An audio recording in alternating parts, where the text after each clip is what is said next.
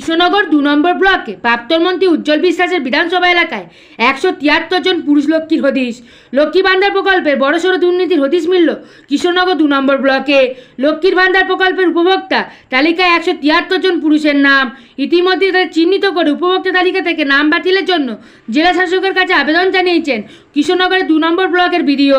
জানা গিয়েছে, রাজ্যের পালাবদলের পর থেকেই লক্ষ্মী ভান্ডার প্রকল্পকে অন্নপূর্ণা ভান্ডারে পরিবর্তন করতে কাজ শুরু করেছে জেলা প্রশাসন। এরপরেই নজর আসে লক্ষ্মী ভান্ডার প্রকল্পের উপভোক্তা তালিকায় পুরুষদের নাম। জানা গিয়েছে, শুধুমাত্র কৃষ্ণনগর 2 নম্বর ব্লক তথা প্রাক্তন মন্ত্রী উজ্জ্বল বিশ্বাসের বিধানসভা এলাকায় 173 জন পুরুষ লক্ষ্মীর হদিশ মিলেছে। জানা গিয়েছে, গতই ফেব্রুয়ারি মাস থেকে এই নামগুলো লক্ষ্মী ভান্ডার উপভোক্তা তালিকায় অন্তর্ভুক্ত হয়েছে এবং তাদের অ্যাকাউন্টে টাকা পাঠানো হয়েছে। এই কাজ করেছেন বিডিও অফিসের কর্মী ভোলা শীল। তাকে সকোচ করা হয়েছে। আপনারা দেখছেন বনশ্রী নিউজে। আজ যে অভিযোগটা উঠছে, কি বলবেন একে নিয়ে? কী আর বলবো, প্রতিবেশী এখন এই সব জায়গায় শুনতে পাচ্ছি এরকম চুরি করে করে এরকম হাঁকাচ্ছে রেগুলার বাড়ি ফাড়ি। শ্বশুরবাড়ির সম্পত্তি হয়ে 4 চাকা গাড়ি, অটো টোটো সবই আছে। কি করতেন এই ভোলাশীল? গোড়াশীল ভ্যান চালাতো, আর ওই ভোলাশীল গ্যাসের ব্যবসা করতো। তারপরে ভোলাশীলের যে নামটা উঠছে, যেতে তিনি লক্ষ্মী ভান্ডারের মেন মাথা ছিলেন। হ্যাঁ, করেছে তো। কতগুলো অ্যাকাউন্ট আপনাকে জানতেন? সেটা বলতে পারবো না, কিন্তু এখন এই আপনাদের সংবাদ মারফতেই জানতে।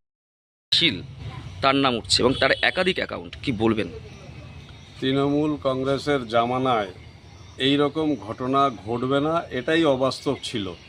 তৃণমূল নদী নালা থেকে শুরু করে বালি পাথর গরু থেকে শুরু করে এমন কোনো জায়গা ছিল না যেখানে দুর্নীতি করেনি।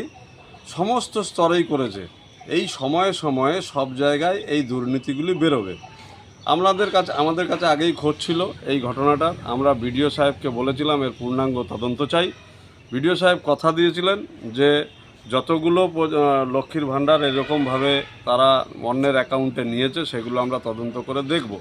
আমাদের এমএলএ সাহেব সাধন ঘোষ সহ আমরা বিডিওর সামনে যখন বসেছিলাম, উনি আমাদের কথা দিয়েছিল।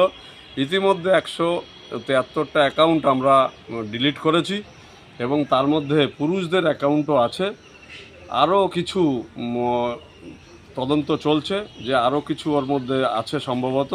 পুরোটা করার পর আমি ডিএম সাহেবের কাছে রিপোর্ট করে তাকে তার নামে এফআইআর করা এবং তাকে অ্যারেস্ট করে জেলে ঢোকানোর এই বার্তা বিডিও সাহেব আমাদের দিয়েছিলেন। আমরা তার কাছে ভরসা রেখেছিলাম। এই জন্য যতক্ষণ পর্যন্ত তদন্ত চলেছিল ততক্ষণ পর্যন্ত আমরা এই ব্যাপারে কোনো উচ্চবাচ্য করিনি। কিন্তু ওনার রিপোর্ট যাওয়ার পরেই কালকে দেখলাম মিডিয়া হয়েছে। এবং শুধু এই ভোলাশীল নয়, ভোলাশীল তো একজন কর্মচারী ছিল, কিন্তু এর ঊর্ধ্বতন জায়গায় যা কারা কারা এই